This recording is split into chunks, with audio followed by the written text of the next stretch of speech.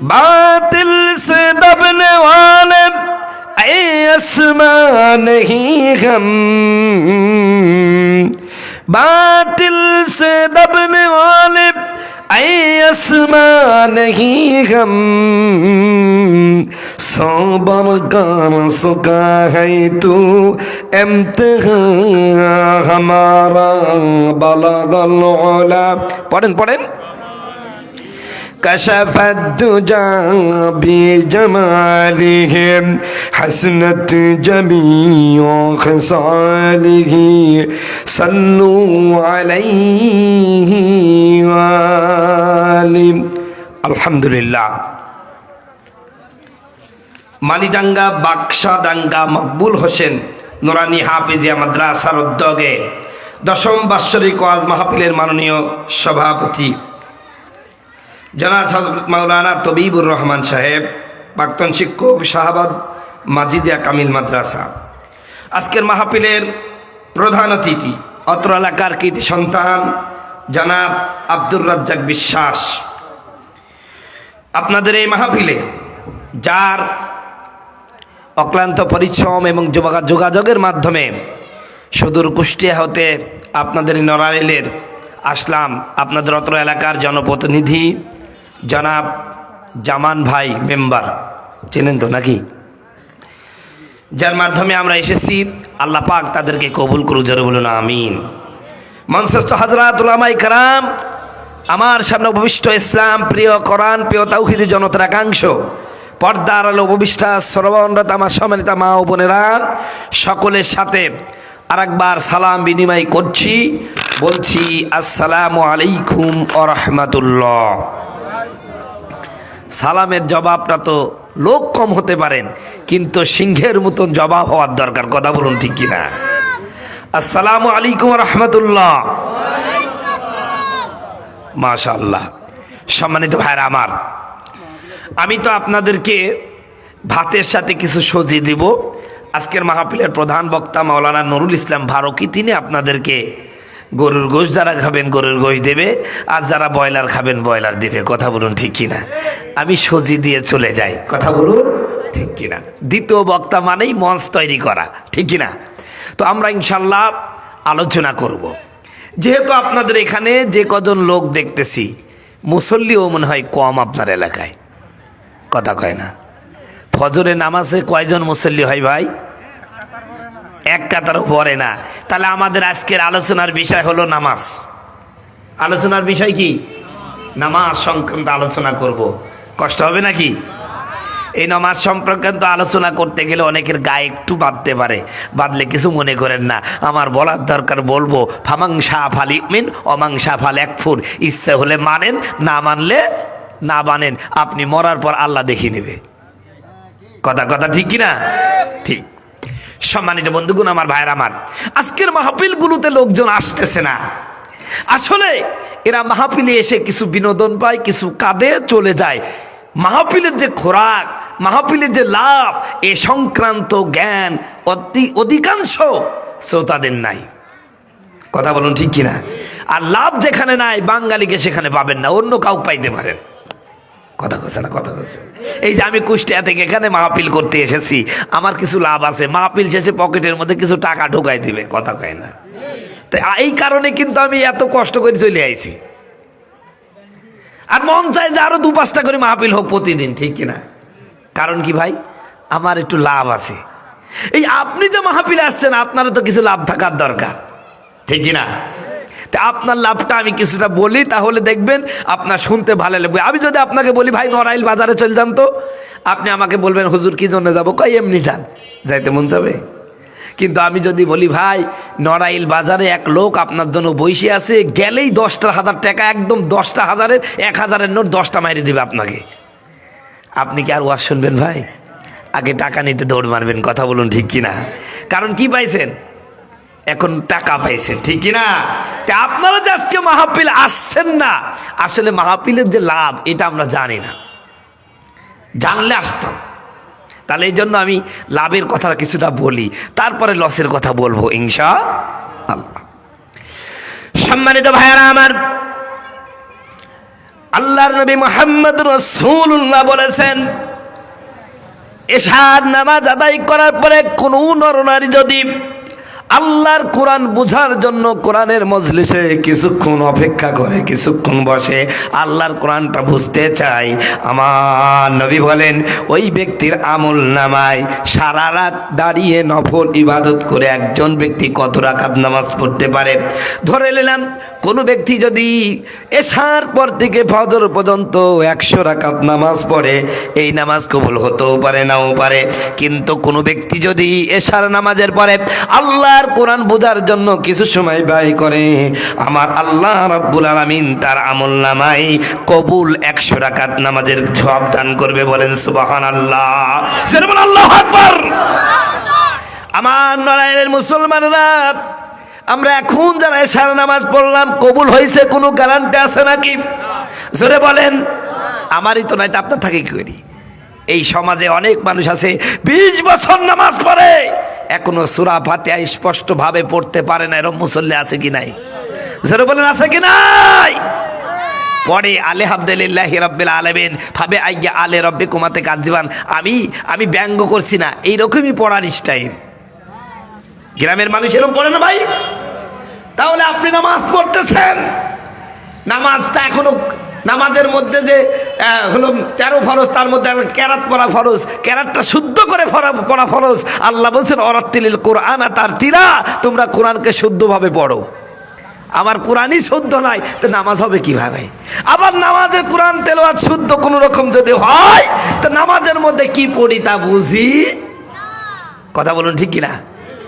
যার কারণে নামাজ আমাদের চরিত্র ভালো করতে পারছে না। কত মানুষ 20 বছর নামাজ পড়তেছে, এখনো নামাজ পড়ার পরে সুদ খায়, এইরকম লোক মনে হয় নড়াইলে নাই। আছে আছে, অথচ সুদ হারাম না হারাম? জোরে বলেন। সুদ ঘুষ হারাম সেটা নতুন করে বলবো কেন? সুদ ঘুষ হালাল তো নাই, ভালো করে তুমিও জানো। সুদের টাকায় আজকে তুমি করছো বাড়ি, করছো ঘর, কি জবাব দিবে তখন যখন যাবে কবর ঘর? থাকতে সময় হও হুঁশিয়ার, থাকতে সময় হও হুঁশিয়ার, রবের হুকুম তুমি মানো। সুদ ঘুষ হালাল তো নয়, ভালো করে তুমিও জানো। কথা বলুন ঠিক কিনা? সুদ হারাম। নামাজ পড়ে 180 কিলোমিটার বেগে সুদ খায়, এইরকম অনেক মুসল্লি আছে। দেখবেন যে আমার তো কি টুপি, ওর টুপি আমার চেয়ে বড়, আমার জুব্বা চাই তার জুব্বা বড়, মসজিদে 5 ওয়াক্ত নামাজ পড়ে একদম মুয়াজ্জিনের পাশে দাঁড়ায়। কথা কয় না, কথা কয় না। মনে হবে কেবল জান্নাত থেকে পালিয়ে চলে আসছে। খোঁজ নিয়ে দেখবেন গ্রামের সবচেয়ে বড় সুদখোর ওই বেটাই। কথা কয় না, কথা কয় না, কথা কয় না। তা কি নামাজ পড়তেছেন? এই জন্য মমতাজ একটা মাঝে মাঝে গান গায়, গানটা কিন্তু খুব ভালো গান। নামাজ তুমি ধর্ম জানো, ছুরি তোমার পেশা, সেই নামাজই হইবে কবুল, কেমনে করো আশা। নামাজ হইল না রে তোর, নামাজের লইলি না খবর। ঠিক না? সম্মানিত ভাইয়েরা আমার, আল্লাহ রাব্বুল আলামিন কোরআনুল হাকিমের মধ্যে বলেন, যেটা আমি খুতবার মধ্যে পড়েছি, আমার আল্লাহ বলেন উতলুমা ওহিয়া ইলাইকা মিনাল কিতাবি ওয়াকিমিস সালাত ইন্নাস সালাতা তানহা আনিল ফাহশাই ওয়াল মুনকার। জোরে বলুন আল্লাহু আকবার। আল্লাহ রাব্বুল আলামিন বলেন পবিত্র কোরআনুল কারিমে 403 নম্বর পৃষ্ঠা 1 নম্বর 2 নম্বর লাইন সূরা আনকাবুতের 45 নম্বর আয়াত, আমার আল্লাহ ডাক দেয়া বলেন, ও পৃথিবীর মানুষের শুনে রাখো, আমার নবী আপনি বলে দেন আপনার উম্মতদেরকে, এই আপনার প্রতি যেই কোরআনটা নাজিল করেছি, এই কোরআনটা আপনি পড়তে থাকুন আর নামাজ পড়তে থাকুন। আমার আল্লাহ পাকের হাবিব জিজ্ঞাসা করলেন, ইয়া রাব্বাল আলামিন, বলুন তো আমি যদি কোরআন পড়ি আর নামাজ পড়ি আমার লাভটা কি হবে? আমি তো লাভটা জানতে চাই। আমার আল্লাহ নবীকে ডাক দেয়া বলে, নবী গো, আপনি যদি নামাজ পড়েন আর কোরআন তেলাওয়াত করেন, এ নামাজ আপনাকে অন্যায় কাজ থেকে বিরত রাখবে। কার কথা, কার কথা? তাহলে আল্লাহ বললো নামাজ অন্যায় কাজ থেকে বিরত রাখে। আমরা নামাজ পড়ে সুদ খাই, ঘুষ খাই, পরের জমিনে আইল ঠেলি, মানুষকে ঠগাই, মানুষের নামে মিথ্যা মামলা দিই, মানুষের নামে মিথ্যা সাক্ষী দিই, মানুষের নামে মিথ্যা কথা বলি, মানুষের নামে তহমত দিই, মানুষের চরিত্রের অপবাদ দিই। এইরকম সোনার মুসলমান আছে না নাই?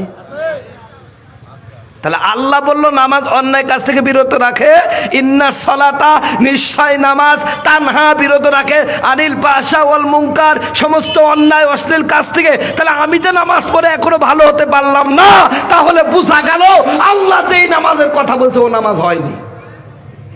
কথা বলুন ঠিক কিনা? সেই নামাজ হয়নি। নামাজ নামাজ আপনার চরিত্র ভালো করবেই, কারণ আল্লাহ বলেছেন নামাজ চরিত্র ভালো করে। আপনি নামাজ পড়ার পরে এখনো আপনার চরিত্র ভালো হয়নি, বুঝতে হবে আপনি নামাজি হয়েছেন, আসলে প্রকৃত নামাজি হতে পারেননি। সম্মানিত বন্ধুগণ, আমার ভাইরা আমার, এই নামাজ শুধু আপনার চরিত্র ভালো করবে না। আমরা রিজিকের পিছনে ছুটি না ভাই, হুজুর অভাব অভাব অভাব অভাব চাই না। আল্লাহ বলছে নামাজ তোকে অভাব মুক্ত করবে। জোরে বলেন সুবহানাল্লাহ। আল্লাহ রিজিক দেবে। রাসূলুল্লাহ বলেছেন তোমার জুতার ফিতা ছিঁড়ে গেছে, স্যান্ডেলের ফিতা ছিঁড়ে গেছে, পৃথিবীর কোনো মানুষের কাছে চাও না, মুসির কাছে যাওয়ার আগে 2 রাকাত নামাজ পড়ে আল্লাহর কাছে সাহায্য চাও। জোরে বলেন সুবহানাল্লাহ। নামাজ যদি পড়তে পারেন আল্লাহ সত্যিই আপনার রিজিক দিবে। জোরে বলেন সুবহানাল্লাহ। আমি আমার হুজুরের কাছে মিজান পড়তাম, আমার ওই হুজুর ছিল খুব আল্লাহওয়ালা, পৃথিবীর কোনো মানুষের কাছে যত কষ্ট হোক কিছু চাইতো না। একদিন আমাকে বলছে, আমার কুষ্টায় বাড়ি, হুজুরের নাম মুফতি আমিনুল ইসলাম নাম, আমাকে একমাত্র 1 টাকা দিয়ে বলছে 1 টাকার কাঁচামরিচ নেয়। আমি বললাম হুজুর 1 টাকার কাঁচামরিচ আর কতটুকু দিবে? কয় যা দেয় তাই নেয়। হুজুর নামাজ পড়তেছেন, 2 দিন দেখলাম খালি নামাজই পড়ে নামাজই পড়ে, অথচ খোঁজ নিয়ে দেখলাম হুজুরের বাড়িতে আজ 2 দিনই খাবার নাই। 2 দিন চলে গেল, আমি যেদিন 1 টাকার কাঁচামরিচ আনলাম, তারপরের দিন হুজুর জোহরের নামাজ পড়ে কিছুটা রেস্ট নিয়ে আবার ওযু করে নামাজে দাঁড়ায় গেল। আমি আপনাকে বাস্তব কথা বলছি। হঠাৎ করে 3 জন লোক মোটরসাইকেলে আসলো, আইসে হুজুরকে বলল, হুজুর আজ কয়েকদিন কেমন যেন লাগছে যে আপনার সাথে দেখা করবো, কিন্তু ব্যস্ততার কারণে পারি নাই। হুজুর এই যে 1 লাখ টাকা দিলাম, আপনি নেন, আপনার মাদ্রাসা চালান, আপনার পরিবার চালান। বলেন সুবহানাল্লাহ। ও ভাই, নামাজ যদি পড়েন, যেই আল্লাহ ওই তখন খাওয়াইছে এই আল্লাহ এখন খাওয়াতে পারবে না? এবার একটা আপনাদের ঘটনা বলি, আপনারা না হলে বুঝতে পারবেন না যে নামাজ কেমনে খাওয়ায়। আল্লাহ নবীর একজন সাহাবী, খুব গরিব সাহাবী, বিভিন্ন জায়গায় কাজ করতে গেলেন, কিন্তু কেউ তাকে কাজে নেয় না। তার অপরাধ, সে কেন মুহাম্মদের ধর্ম গ্রহণ করলো? কথা বুঝতে হয়েছে? শত্রুতা করে কেউ তাকে কাজে নিল না। বাড়িতে এমন অভাব শুরু হয়ে গেল যে বাড়িতে কোনো খাবার নাই। স্ত্রী বলতেছে যে আগেই ভালো ছিলাম, মুসলমান হওয়ার পরেই তো বিপদে পড়ে গেলাম। কথা বুঝতে হয়েছে? তো উনি চিন্তা করলেন, পরের দিন ফজরের নামাজ আদায় করে এখানে ওখানে কাজ খুঁজলেন, কোথাও কাজ পেলেন না। এক পর্যায়ে তিনি চিন্তা করলেন, আমার নবীর কাছে গেলে তো কেউ খালি হাতে ফিরে না। জোরে বলেন সুবহানাল্লাহ। আমার রসুলের কাছে গিয়ে বলছি, ইয়া রাসূলুল্লাহ, ইয়া হাবিবাল্লাহ, আজ কয়েকদিন যাবত হলো আমার বাড়িতে কোনো খাবার নাই। হুজুর আপনার কাছে বড় আশা নিয়ে আসছি, আপনি কি আমাকে কিছু খাবার দিবেন? জোরে বলেন সুবহানাল্লাহ। আমার নয়নের মুসলমানেরা, এ পর্দার মা বোনেরা, গভীর মনোযোগ দাও মা। আমি আমার জীবনে প্রথমেই নড়াইলে আসলাম, কোনোদিন আসি নাই। আমার থেকে আপনি তেমন কোনো ওয়াজ পাবেন না। আমি এসেছি আপনি আগামী বছর আমার দাওয়াত দেবেন এজন্য না, এসেছি আপনার মনের পরিবর্তন করতে, আপনার সম্পর্কটা আল্লাহর সাথে করে দেওয়ার জন্য। কথা বলুন ঠিক কিনা? আমার মুসলমান ভাইয়েরা গভীর মনোযোগ দিবেন। মুসলমান, আমরা কত নামাজ পড়লাম, আমাদের নামাজে কোনো উপকার আসে না। সাহাবায়ে কেরাম কেমন নামাজ পড়েছেন দেখেন। আমার নবীর কাছে গিয়া বললেন, ইয়া নবী আল্লাহ, ইয়া রাসূলুল্লাহ, আজ কয়েকদিন যেমন আমার বাড়িতে কোনো খাবার নাই, কতজনের কাছে কাজ খুঁজলাম, কেউ আমার কাজে নাই না, বড় আশা করে এসেছি, ইয়া নবী আপনি আমাকে একটু খাবারের ব্যবস্থা করে দেন। আমার বন্ধুগণ, আমার ভাইয়েরা, আল্লাহর নবী মুহাম্মদ রাসূলুল্লাহ সাহাবীকে ডাক দেয়া বললেন, আমার আমার সাহাবী, আজ কতদিন হলো তোমার বাড়িতে খাবার নাই? সাহাবী ডাক দিয়া বলেন, ইয়া রাসূলুল্লাহ, ইয়া হাবিবাল্লাহ, আজ কয়েকদিন যাবত আমার বাড়িতে খাবার নাই। আমার নবী বলেন, কতদিন হবে? ওই সাহাবী বলেন, হুজুর, আমার বাড়িতে আজকে 2-3 দিন যাবত কোনো খাবার নাই। বড় অসুস্থ হয়ে গেছে আমার স্ত্রীটা, ছোট্ট বাচ্চাগুলো ক্ষুধার জ্বালায় অসুস্থ হয়ে গেছে, আমার বাড়ির পরিস্থিতি খুব ভালো না। আমার নবী তখন বললেন, সাহাবী, তোমার বাড়িতে আজকে 2-3 দিন খাবার নাই, আর আমার চুলায় আজকে 2 সপ্তাহ আগুনই জ্বলে না। সাহাবী মুখটা মলিন হয়ে গেছে, বড় আশা নিয়ে গেছে তো নবীর দরবারে। আল্লাহ রসুল তার মুখের দিকে তাকায়, দেখেন মুখটা মলিন হয়ে গেছে। নবীজি বলতেছেন, চিন্তা করো না, আমি এমন একটা রবের সাথে তোমার সম্পর্ক করে দিব, তার কাছে যদি তুমি চাইতে পারো, আমার আল্লাহ তোমার খাবারের ব্যবস্থা করে দিবেন। বলেন সুবহানাল্লাহ। সাহাবায়ে কেরাম তো আমার আপনার মতন ছিল না যে এই কান্দি যা শুনবে এই কান্দি বের করে দিবে। সাহাবেরা সামিনা আতানা, রাসূল যা বলেছেন সেটাই তারা মেনে নিয়েছেন। কথা বলুন ঠিক কিনা? সাহাবী সাথে সাথে বলছেন, ইয়া রাসূলুল্লাহ, আপনি রবের সাথে আমার সম্পর্ক করে দেন, ওই মালিকের সাথে সম্পর্ক করে দেন, আর তার কাছে চাইতে হবে কোন পদ্ধতিতে, পদ্ধতিটা শিখাই দেন। জোরে বলেন সুবহানাল্লাহ।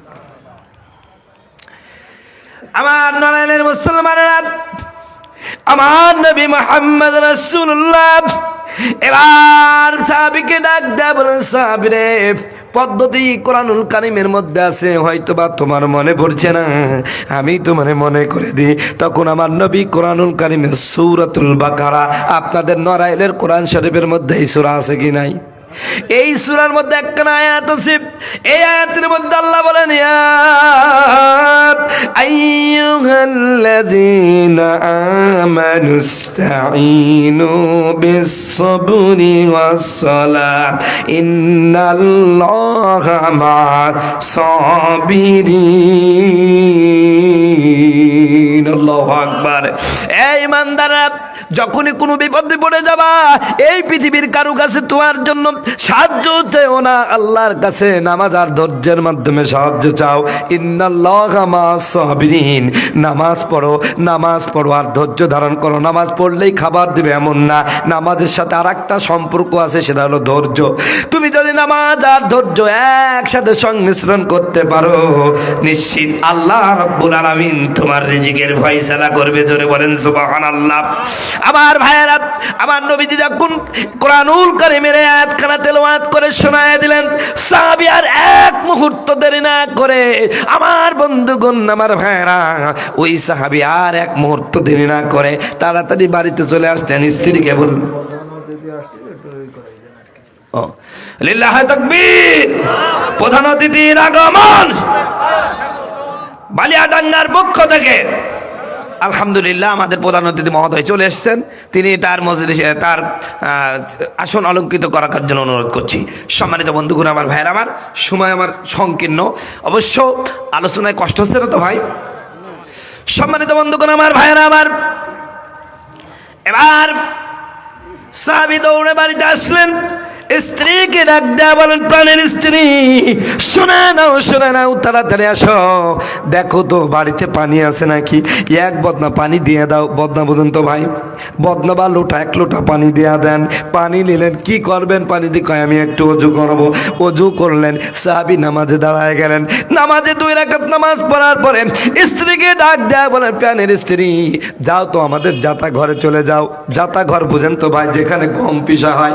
এখন মেল আছে, আগে কিন্তু ঘরে ঘরে যাতা ছিল। কথা বলুন ঠিক কিনা? যাতা ঘরটার কাছে চলে যাও। স্ত্রীকে ডাক দেয়া বলেন, স্ত্রী, যাও, যাতা ঘরে চলে যাও, খাবারের ব্যবস্থা হয়ে যাবে। কি ইয়াকিন, কি বিশ্বাস নামাজের প্রতি! জোরে বলেন সুবহানাল্লাহ। সাহাবী ডাক দেয়া বলেন, আমার স্ত্রী, আমি নামাজে দাঁড়ালাম, তুমি যাতা ঘরে অপেক্ষা করতে থাকো, যাতা ঘরে অপেক্ষা করতে থাকো। আমার বন্ধুগণ, আমার ভাইয়েরা, সাহাবী 2 রাকাত নামাজ পড়ে এবার স্ত্রীর কাছে ডাক দেয়া বলেন, স্ত্রী, আমার যাতা ঘরে কোনো খাবারের ব্যবস্থা হলো নাকি? এবার স্ত্রী ডাক দিয়ে বলে, না, কোনো খাবারের ব্যবস্থা হয় নাই। তখন ওই সাহাবী বলতেন, না, আমার আল্লাহ মিথ্যা কথা বলতে পারে না, মিথ্যা ওয়াদা করতে পারে না, নিশ্চিত আল্লাহ পাক আমার খাবার দিবে, অত হয়তো বা আমার নামাজটাই হয়নি। স্ত্রীকে বললেন আর এক বন্যা পানি দাও, আর এক বন্যা পানি দিয়ে আবার অজু করছে, অজু কালাম করে আবার 2 রাকাত নামাজের জন্য দাঁড়ায় গেছে। জোরে বলেন সুবহানাল্লাহ। এবার 2 রাকাত নামাজ পড়ে এবার স্ত্রীকে বলতেছে এবার দেখো তো, কয় না হয়নি। তিনি চিন্তায় পড়ে গেলেন, কি হবে না কেন? ইন্নাকা লা তুখলিফুল মিয়াদ, আমার আল্লাহ তো কখনো মিথ্যা অঙ্গীকার করে না, নিশ্চিত আমার নামাজে সমস্যা হয়েছে। এবার সুন্দর করে কুশল টুশল করে আবার 2 রাকাত নামাজ পড়ে আমার মালিককে ডাক দেওয়া হচ্ছে, মালিক আজ কয়েকদিন যাবত আমি ক্ষুধার্ত, তোমার সামনে দাঁড়ায় কোরআন তেলাওয়াত করব, দাঁড়ায় দাঁড়ায় কোরআন তেলাওয়াত করব, নামাজে এতটুকু ক্ষমতাও আমি হারিয়ে ফেলেছি। ওগো আল্লাহ, কত মানুষকে, কত বেনামাজেকে, কত কাফের মুশরিককে তুমি খাওয়াও, তুমি কি পারো না আমার আজকে রিজিকের ব্যবস্থা করে দিতে? জোরে বলেন সুবহানাল্লাহ। এইভাবে করে সাহাবী যখন কান্না শুরু করে দিল নামাজ শেষে, হঠাৎ করে পাশের রুম থেকে স্ত্রী ডাক দেয়া বলেন, প্রাণের স্বামী আর কান্না লাগবে না, নামাজ পড়া লাগবে না, দেখো দেখো আমাদের জাতাটা অটোমেটিক ঘুরছে আর ওখান থেকে অনবরত আটা বেরোচ্ছে। জোরে বলেন সুবহানাল্লাহ। আল্লাহর নবী, মায়ার নবী গো, আপনি নবী আমার জান্নাতের সরদার, ঠিক কি না? সম্মানিত বন্ধুগণ, আমার ভাইয়েরা, এবার সাহাবী আর এক মুহূর্ত দেরি করলেন না, দ্রুত করে চলে গিয়ে স্ত্রীকে ডাক দেয়া বলেন, যাও বস্তা গামলা আর হাঁড়ি পাতিল যা আছে সব নিয়ে আসো। সব নিয়ে আসা হলো, আটা দিয়ে ভরে দিল। এখনো আটা বের হয়, এখনো আটা ভরায়, রাখার আর জায়গা নাই। এক পর্যায়ে চিন্তা করলো, কি ব্যাপার, গম নাই, কিছু নাই, অনবরত আটা বেরোচ্ছে, ব্যাপারটা কি? দেখার জন্য জাতাটা উঁচু করে ধরলো আর সাথে সাথে আটা পড়া বন্ধ হয়ে গেল। সাহাবী ওইগুলো ফেলে রেখে নবীজির দরবারে চলে গেলেন। সমস্ত ঘটনা আমার নবীকে যখন বললেন, আমার নবী বললেন, সাহাবী বড় ভুল করেছো, তুমি যদি দেখতে না যাইতা আল্লাহ রব্বুল আলামিন কিয়ামত পর্যন্ত আমার উম্মতের খাবারের ব্যবস্থা করতে। বলেন সুবহানাল্লাহ। একজন নবী আসিল হতো সোনার মদিনায়, একজন নবী আসিল হতো সোনার মদিনায়, ওরে যাহার প্রেমে মজনু হলো, ওরে যাহার প্রেমে মজনু হলো খুদের বাহানায়, একজন নবী আসিল গো সোনার মদিনায়, ওরে যাহার আগমনের তরে কাবা যুগে সেজদা করে গো, তিনি আমার মায়ার নবী, তিনি আমার মায়ার নবী, শাহে মদিনা, একজন নবী আসিল গো সোনার মদিনায়। সম্মানিত বন্ধুগণ, আমার ভাইয়েরা, আমার ও নারাইলের মুসলমানেরা, আমরা তো নামাজ পড়ি, আমাদের অভাব অনটন যায় না, নামাজের মাধ্যমে আমাদের সমস্যা সমাধান হয় না। আসলে নামাজ পড়ি ঠিক, কিন্তু ওই নামাজ হয় নাই যেই নামাজ সাহাবায়ে কেরাম পড়েছে, যেই নামাজ হযরতে আলী পড়েছে, যেই নামাজ হযরতে উসমান পড়েছে, যেই নামাজ হযরতে আবু বকর পড়েছে, ওমর, উসমান, সমস্ত সাহাবায়ে কেরাম পড়েছে, সেই নামাজ হয় নাই। আমরা তো একটু বিপদে পড়লে নামাজ কালামে ভুলে যাই, একটু অভাবে পড়লে কয় হুজুর জীবনই চলে না, কেমনে মসজিদ আসবো, কথা বলুন ঠিক কিনা? নামাজেরই কইলে কথা দেখায় কত অজুহাত, হাতে ব্যথা পায়ে ব্যথা আরো নাকি গিরাই বাত, রুকু সাজদা করতে গেলে, রুকু সাজদা করতে গেলে মাথায় লাগে টান, ওরা কিসের মুসলমান, ওরা ভণ্ড মুসলমান। কথা বলুন, কথা বলুন ভাই, কষ্ট হচ্ছে নাকি? আলোচনা চলবে তো ইনশাল্লাহ। সম্মানিত বন্ধুগণ, আমার ভাইয়েরা, আমার এই সমাজে কত লোক দেখা যায় সারাদিন কত কাজ করতেছে, এখান যাচ্ছে ওখান যাচ্ছে, মাঠে হাজারো কাজ করতেছে, কিছু মুসল্লি আছে মসজিদে এসে চেয়ার দখল করে, নড়াইলে নাইও নাই, আছে নাকি? চেয়ারে নামাজ পড়বেন, কিন্তু রসুলের হাদিসটা 1 মিনিটে কয়ে দিই, কষ্ট হবে নাকি? আল্লাহ রসুল বলছেন, তুমি যদি অসুস্থ হও, দাঁড়িয়ে নামাজ পড়তে পারো না, বসে নামাজ পড়ো, বসে নামাজ পড়তে পারো না, শুইয়ে নামাজ পড়ো, শুইয়ে নামাজ পড়তে পারো না, ইশারায় নামাজ পড়ো, ইশারায় নামাজ পড়তে পারো না, এবার যেমনে পারো সামনে পারো। এটা হলো রসুলুল্লাহর দেখানো আদর্শ, এটাই রসুলুল্লাহ সুন্নাহ। কেমনে কেমনে যে চেয়ার টেবিল চলে আসলো আল্লাহ মাবুদি ভালো জানে। আমার কথা রাগ করলেন ভাই? যারা চেয়ারে পড়ে তারা মনে হয় রাগ করলো। ভাই আমি বললাম তো প্রথমেই, আমি বক্তব্য কি দিয়েছি, আমি যা বলবো মানলে মানেন, না মানলে না বানেন, আল্লাহ একজন আছে, তিনি দেখে নেবে আপনি কি করছেন না করছেন। কথা বলুন ঠিক কিনা? সম্মানিত বন্ধুগণ, আমার ভাইয়ের, আমার আলোচনার বসাই ছিল নামাজ।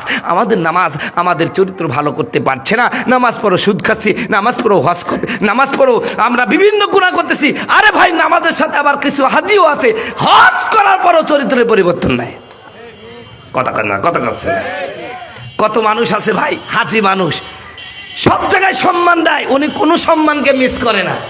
মাহফিলে যখন আসে তখনও তিনি আসেন, আবার যাত্রা হবে এলাকায় সেখানেও তিনি সম্মানিত মেহমান। কথা কয় না, কথা কয় না। নামের আগে দেখো আল্লাহ হাজে লিখাটা, মদের আসরে সে থাকে, শুধু খুচরা হাজারি আছে যত অন্যায় একটু আধটু করে থাকে। এমন চরিত্রের মানুষ রূপী যারা, তাদেরকে কেমন লাগে বলেন? ভণ্ড ভণ্ড লাগে যে ওদের, ভণ্ড ভণ্ড লাগে, ঠিক না?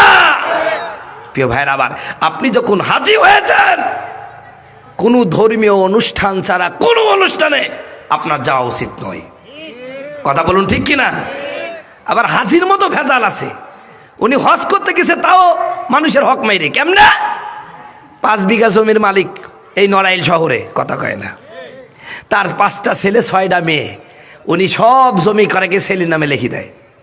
কথা কয় না, কথা কয় না। ছেলের নামে লিখে দিয়ে 5 ছেলের দিকে বলে, বাপ কিছুই করলাম না কো, আল্লাহর ঘরটা জিয়ারত করে একটু মরতে পারলে বাঁচতাম। কথা কয় না। খুব স্বপ্ন ছিল, ছেলেরা চিন্তা করলো নড়াইল শহরে 1 বিঘে করে জমি দিয়েছে, বাপকে যদি হজটা না করি সারা লোকে কি বলবে। কথা কয় না। তখন কি করে, 5 ছেলে মিলে 2 লাখ করে দিয়েছে, 10 লাখ, বাপ তুমি হজ করে আসো। হজ করে আসলে এদিকে মেয়েদের হক ফাঁকি মেরে দিছে। কথা কয় না, কথা কয় না, কথা কয় না। হক হলো 2 প্রকার, একটা হলো হক্কুল্লাহ, আর একটা হক্কুল ইবাদ। আপনি নামাজ যদি না পড়েন আল্লাহ মাফ করে দিতে পারে। আপনি জেনা করেছেন, এটা আল্লাহর হক, আল্লাহ মাফ করে দিতে পারে। আপনি কি করছেন, মিথ্যা কথা বলেছেন, আল্লাহ মাফ করে দিতে পারে। আপনি কি করছেন, যাকাত দেননি, আল্লাহ মাফ করে দিতে পারেন। কিন্তু আপনি যে পরের জমি খাই ফেললেন, পরের হক নষ্ট করলেন, এক দোকানে আপনি কি খাইছেন, একটা বাকি খাইছেন, খাই লোকটার টাকা দিলেন না, আপনি হকটা মাইরে দিলেন, এরপরে হজ করে আসছেন, ভাই কিয়ামতের ময়দান কিন্তু আল্লাহ আপনাকে ছাড়বি না নে। আমি হুজুরও আপনাকে বাঁচাতে পারবো না রে। কথা কয় না, কথা কয় না। কিয়ামতের ময়দান অবস্থা অন্যরকম হয়ে যাবে। এখন কি করলেন, এবার 5 ছেলের থেকে 2 লাখ করে 10 লাখ টাকা নিয়ে হজ করে এসে, হাদিস হয় বাবা চালাক, হজ করে আসে আগেই মেয়েদের খোঁজ দেয়, মা তোরা আমার আয় কাছে। কথা কয় না। সব মেয়েগুলোকে এক জায়গায় করে, জমি কিন্তু দিইনি, হজ করে এসে বলছে, মা তোদেরকে আমি কিচ্ছু দিতে পারলাম না, আল্লাহর ঘর জিয়ারত করছে, আমার বুকে আয় তোদের জন্য একটু দোয়া করে দি। কথা কয় না, কথা কয় না। জমি দিল ছেলের নামে, আর দোয়া করলো কার নামে? মেয়ের নামে। আল্লাহ বলছে, হাজি তোর পাজিগিরি ছুটাচ্ছে, খালি মরেক, কবর পর্যন্ত আয়, তারপর দেখাচ্ছে আমি মজা। কথা কচ্ছে না, কথা কচ্ছে না। প্রিয় নড়াইলবাসী, আপনি বিশ্বাস করেন আর না করেন, কিয়ামতের ময়দানে যে আল্লাহ বিচার করবেন, এতে কোনো সন্দেহ আছে নাকি? ভাই কিয়ামতের দিনে আল্লাহ পাক এই হাজিক বলবে, হাজি যা জান্নাত চলে যা। কথা বুঝতে পারছেন? ও দিবে দৌড় জান্নাতে। এইবারে যে 6টা মেয়ে দুনিয়ায় তো কিছু করতে পারিনি, বাপ মানুষ দিল না, কি করবে? কিন্তু মনে মনে চিন্তা করছে, আল্লাহ এই বাপকে ধরবো কিয়ামতের দিন। কথা বুঝতে পারছেন? ও যখন জান্নাত দৌড়াবে তখন আল্লাহ বলবে, আল্লাহ ওই লোকটাকে আপনি জান্নাতে দিচ্ছেন কেন? কয় কে? কয় ওদের সাথে আমার লেনা দেনা আছে, আমাদের পাওনা আছে। ওই লোকটা আমাদের আব্বা ছিল, দুনিয়ার জীবনে আব্বা কষ্ট পাবে কিছু বলতে পারি নাই। আল্লাহ আমরা 6টা বোন ছিল, 1 কাঠা জমিও দিইনি। আল্লাহ এবার বলবেন, হাজি এদিকে বেকাই বেকাই, তো জান্নাতে যাওয়ার হইল না, ওই মেয়েদের হক দে। আল্লাহকে হাজি সাহেব বলবে, আল্লাহ আমার তো জমি টমি নাই, 3.5 হাত মাটি নিয়ে আইছিলাম, তাও তো থুয়ে আইছি। কথা কয় না। তো কিছু তো নাই, আমি দেবো কেমনে? কয় জমি যদি না দিতে পারো, হজ করি যে সবটুকু আইছে সব সব মারি দাও তোমার মেয়েদের নামে, আর মেয়েদেরকে দিয়ে দিবে। এখন দেখা যাচ্ছে আর এক চা আলাদা, যে যার দোকানে হাজি সাহেব চা খায়, তো ওখানেও কয়েক টাকা মারি দিয়েছে, মানে চা 10 টাকা খাইছে, 3টে ফিরি খাইছে। কথা করছে না। এখন হাজি মানুষ চাইতেও পারে না, চা আল্লাহ কিন্তু ছাড়বে না। ও বলবে, আল্লাহ আমার দোকানে চা খাইছে, টাকা দিইনি। কথা বুঝতে পারছেন? ওই চা আল্লাহ বলবে, আল্লাহ আমার হক দিতে বলেন। হাজি সাহেব বললে, তুও ধরলি? কয় সবাই ধরছে, আমি আবার ছাড়বো কে? যদি এইটুকুর পৌঁছিলে জান্নাত চলে যেতে পারি। জোরে বলেন সুবহানাল্লাহ। কারণ আল্লাহ পাক বলছেন, লা আলিয়াউমা লা তুজজা কুল্লু নাফসিন বিমা কাসাবাত আইদিন নাস লা যুলমা লাহুম। আজকে প্রত্যেকের সব প্রতিদান দেওয়া হবে, সামান্য জুলুম করা হবে না। জোরে বলেন সুবহানাল্লাহ। ফামা ইয়ামাল মিসকালা যাররাতিন খায়রান ইয়ারা ওয়া মান ইয়ামাল মিসকালা যাররাতিন শাররান ইয়ারা। সামান্য পরিমাণ ভালো কাজ করলে ওটাও আল্লাহ তুলবে, আবার সামান্য অপকর্ম করলে সেটাও আল্লাহ উপস্থিত করবে। প্রিয় ভাইরা আমার, এবার হাজী সাহেব বলবে, আল্লাহ মেয়ের হক আদায় করতে করতে তো যা কইছিলাম সব শেষ, এখন এই আল্লাহর দাম দিব কি করি? আমার আল্লাহ ডাক দেয়া বলবেন, কিছু নাই, এ চালা, তোমার জীবনে যত গুনাহ আছে হাজির খাড়ে পোকা চাপায়া দাও। প্রিয় ভাইরা আমার, যেমন সোয়াবের একটা স্তূপ নিয়ে আসছিল, হজ করেছে, নামাজ পড়েছে, জাকাত দিয়েছে, কত সোয়াবের কাজ করেছিল, সব দিয়ে একটা বিশাল সোয়াবের স্তূপ নিয়ে আসছিল। এক পর্যায়ে পাওনাদারদের হক দিতে দিতে লোকটা নিঃস্ব হয়ে যাবে। আবার নবী বলেন, জানো কিয়ামতের ময়দানে সবচাইতে গরিব মানুষ কোন ব্যক্তি হবে? এই ব্যক্তি হবে যে ব্যক্তি পরের হক মেরে মারা গেছে। কিয়ামতের ময়দানে তার নেকিগুলো সব পুরায় যাবে, এক পর্যায়ে কিছুই থাকবে না, লোকটা নিঃস্ব হয়ে যাবে। এখনো পাওনাদাররা দাঁড়িয়ে থাকবে সারিবদ্ধভাবে। ওই যে হাজির বাড়ির পাশে একজনের বাড়ি ছিল, দুর্বল লোকটা জোর করে এক কাঠা জমি দখল করে নিয়েছে, এক হাত জমি দখল করে নিয়েছে। ওই লোকগুলো সেদিন দাঁড়িয়ে থাকবে। ওরে নারায়ণের মুসলমানেরা, নামাজ পড়লেই জান্নাত চলে যাবে এটা মামুর বাড়ি আবদার না, আপনাকে ইসলাম মানতে হবে পূর্ণাঙ্গ রূপে, সব দিক দিয়ে মানতে হবে। কথা বলুন ঠিক কিনা? সম্মানিত বন্ধুগণ আমার, ভাইয়েরা আমার, গভীর মনোযোগ দিয়ে বিভিন্ন নড়াইলের মুসলমানেরা, এক পর্যায়ে লোকটা নিঃস্ব হয়ে যাবে। এবার পাওনাদাররা তাদের গুনাহগুলো চাপাইতে থাকবে, গুনাহ চাপাইতে চাপাইতে চাপাইতে চাপাইতে ওই লোকটার গুনাহটা একটা বিশাল উহুদ পাহাড়ের সময় হয়ে যাবে। লোকটার জীবনে একটাও নেকির আমল নাই, একটা ভালো আর কাজ নাই, সব শেষ হয়ে গেছে। নবীজি বলছেন, তোমরা তো মনে করো টাকা পয়সা না থাকা মনে হয় গরিবের আলামত, তোমরা তো মনে করো একবেলা খাইতে পাই না, এই লোকটা গরিব মানুষ। আমার নবী বলছে, শোনো, কিয়ামতের ময়দানে এই লোকের চেয়ে নিঃস্ব আর মুফলিস আর গরিব মানুষ কেউ নাই। আমার বন্ধুগণ আমার ভাইয়েরা, আল্লাহ রাব্বুল আলামিন এবার ডাক দেয়া বলেন, ও ফেরেশতারা, এই হাজীকে জান্নাতে দেওয়ার দরকার নাই, ফাহাদুহুম ইলা সিরাতিল জাহিম। তোমরা দাঁড়ায় দাঁড়ায় কি দেখছো? হাজীকে ধাক্কায় ধাক্কায় জাহান্নামের মধ্যে ফেলে দাও। এই জন্য নড়াইলে মুসলমানের, আপনারা মনে করতে পারেন, হুজুর আমি নামাজ পড়ি, আমি রোজা রাখি, ওয়াজ করি, জাকাত দিই, আমি তো ভালো মানুষ। ভাই, শুধু নামাজ রোজা আপনাকে কিয়ামতের ময়দানে জান্নাতে নিয়ে যেতে পারবে না।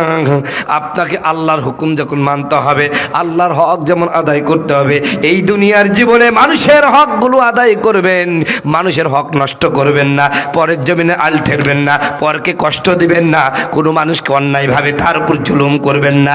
জুলুম কিন্তু আরো খারাপ মারাত্মক জিনিস। এই জুলুম হলো বান্দার হক। কোনো মানুষের মনে যদি কষ্ট দেয়া থাকেন, এই জমিনের মধ্যে যদি তার থেকে মাপ নিয়ে না যেতে পারেন, আল্লাহ কিয়ামতের ময়দানে ওই দিন কিন্তু বিচার করবে। আমার আল্লাহ এমন বিচার করবেন, যেই বিচারের মধ্যে কোনো স্বজনপ্রীতি চলবে না, কোনো দুর্নীতি চলবে না। আর আপনি দুর্নীতি করবেন কি করে? ওই দিন যিনি উকিল হবেন, আমার নবী, আপনার নবী মুহাম্মদ রাসূলুল্লাহ, বলেন তো আমার নবী কি ঘুষ খাবে? আর ঘুষ খাবেই আপনি কেমনে দিবেন? কিয়ামতের ময়দানে মানুষগুলো নাজাত পাওয়ার জন্য আমার আল্লাহকে বলবে, আল্লাহ এই আমার সন্তান নাও, আমার স্ত্রী নাও, আমার পরিবার নাও, সবগুলোর বিনিময়ে আমার আল্লাহর কাছে বলবে, আল্লাহ আমার সন্তানের বিনিময়ে, আমার স্ত্রীর বিনিময়ে, আমার সম্পদের বিনিময়ে, সব কিছুর বিনিময়ে আমার মাফ করে দাও। আমার আল্লাহ বলবেন, আজকে তোমার কিছুই গ্রহণ করব না। সম্মানিত বন্ধুগণ আমার ভাইয়েরা, আবার এই জন্য খুব ভয়াবহ দিন ভাই, ভয়াবহ দিন। ওই দিন নবীজির উম্মত হতে হলে শুধু নামাজ পড়লেই হবে না, নামাজের সাথে আপনাকে আপনার চরিত্রের পরিবর্তন করতে হবে।